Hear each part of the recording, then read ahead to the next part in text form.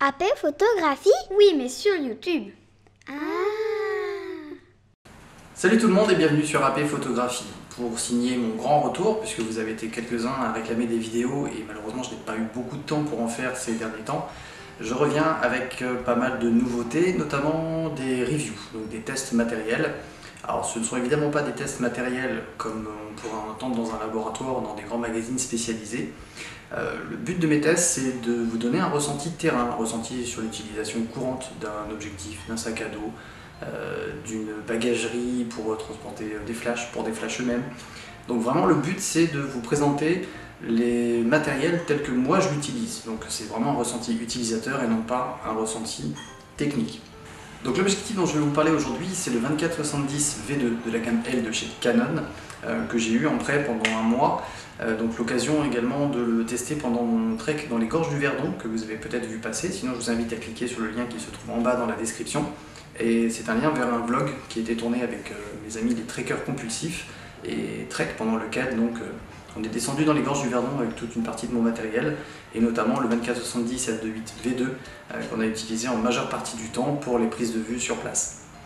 Donc dans ce test que je vais vous donner, ce sont les points positifs et négatifs de mon ressenti de cet objectif, sachant qu'ils ne sont pas forcément très nombreux, mais ça vous donnera déjà un ordre d'idée de ce pourquoi vous devez ou pouvez vous équiper de cette V2 du 24-70 ou pas. Numéro 1, la qualité de conception.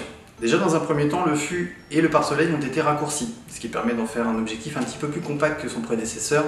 Et également donc en termes de conception, le pare-soleil a été modifié. C'est-à-dire que ce que vous avez maintenant sur le pare-soleil à la place d'un système de vis comme le précédent ou comme bon nombre de ses concurrents, c'est un petit bouton qui se situe juste ici sur le côté du fût, sur lequel vous appuyez pour déverrouiller le pare-soleil.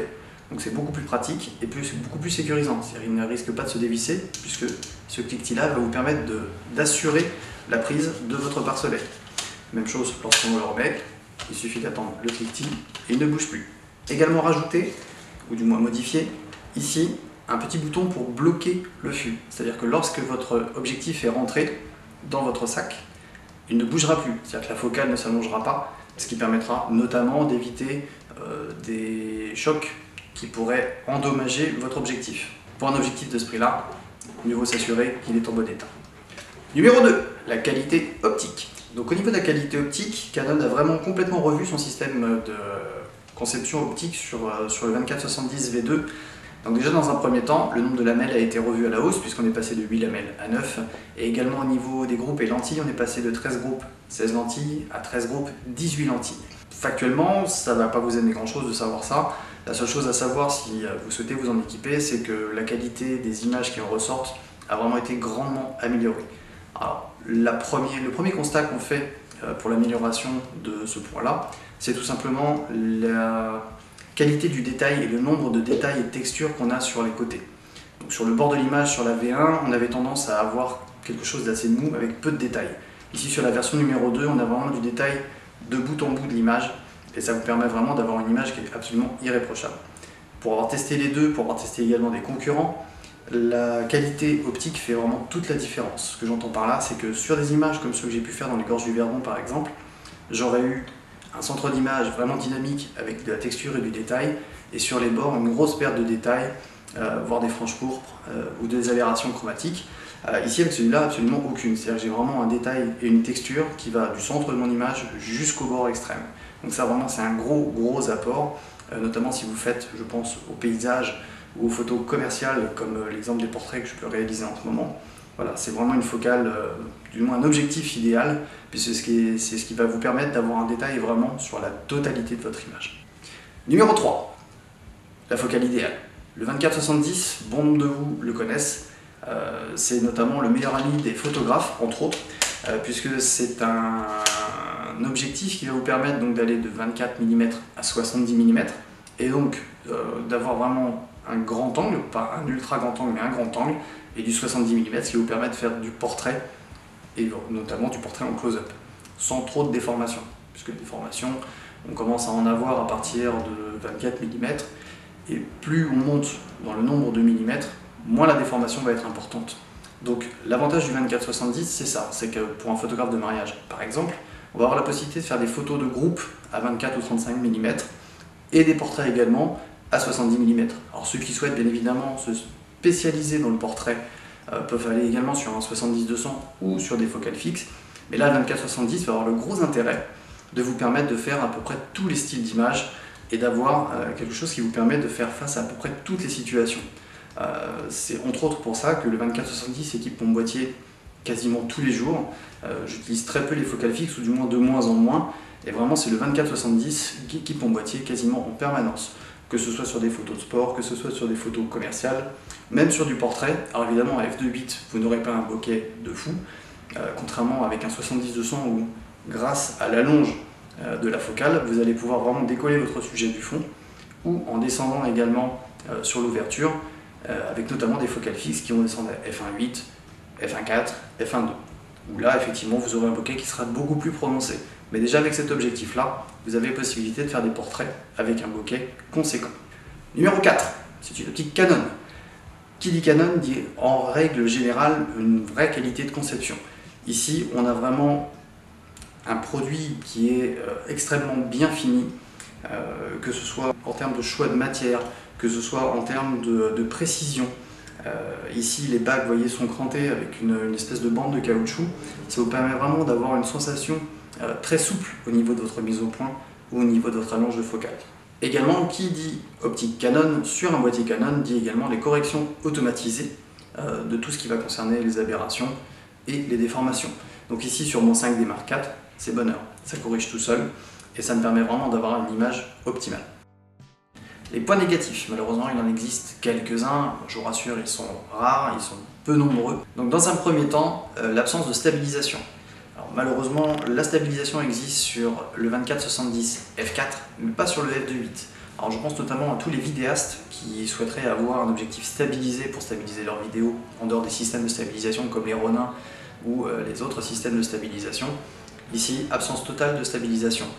Le boîtier pour le 5D Mark IV n'étant pas stabilisé et l'optique n'étant pas stabilisée non plus, là évidemment ça pose des soucis en termes d'utilisation.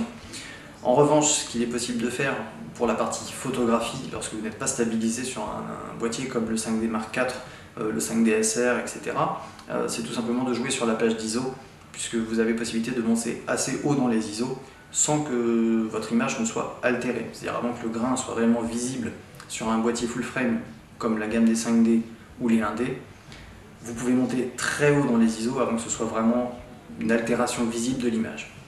Numéro 2, le prix est élevé. On parle d'un objectif qui est pas loin des 2000 €, voire un petit peu au-dessus des 2000 € en prix public. C'est donc un objectif qui n'est pas forcément abordable pour toutes les bourses. Fort heureusement, c'est ce que je vous expliquais tout à l'heure sur les qualités du 24-70, avec un 24-70, vous n'avez pas forcément besoin d'avoir d'autres optiques. C'est-à-dire si vous êtes photographe de mariage ou photographe de portrait, une optique comme celle-ci pourrait vous suffire à elle seule. Donc 2000 €, certes, c'est un investissement, mais quand on voit la qualité d'image qui en ressort, au final, c'est plus un investissement réel qu'une dépense folle. Donc vraiment, si vous avez un objectif à acheter et si vous souhaitez faire des photos un petit peu dans tous les styles, le 24-70 est un équipement réellement optimal. Après, pour les photographes de paysage, il existe évidemment d'autres optiques comme le 16-35, et également pour les purs portraitistes, il existe également des focales comme le 70-200, mais le 24-70, même à ce prix-là, croyez-moi, vraiment il vaut le détour et il vaut vraiment son prix. Numéro 3, le changement de diamètre. Alors, je ne sais pas pourquoi, très certainement à cause de la conception optique, mais le diamètre de cet objectif est passé de 77 mm à 82 mm. Alors je pense notamment à ceux qui seraient équipés du 24-70 V1 ou à d'autres objectifs en 77 mm. Pour vos filtres, malheureusement, il faudra en changer. C'est-à-dire que les filtres polarisants, les filtres ND, tous les filtres vissés, malheureusement, si vous les avez en 77 mm, ils ne conviendront plus sur cet objectif. Donc prenez ça en considération lors de votre achat. Pensez à changer vos filtres pour passer à du 82 mm au lieu du 77 mm. En conclusion, le 24-70 f2.8 V2 de Canon est le meilleur 24-70 du marché. La presse est unanime sur ce sujet-là.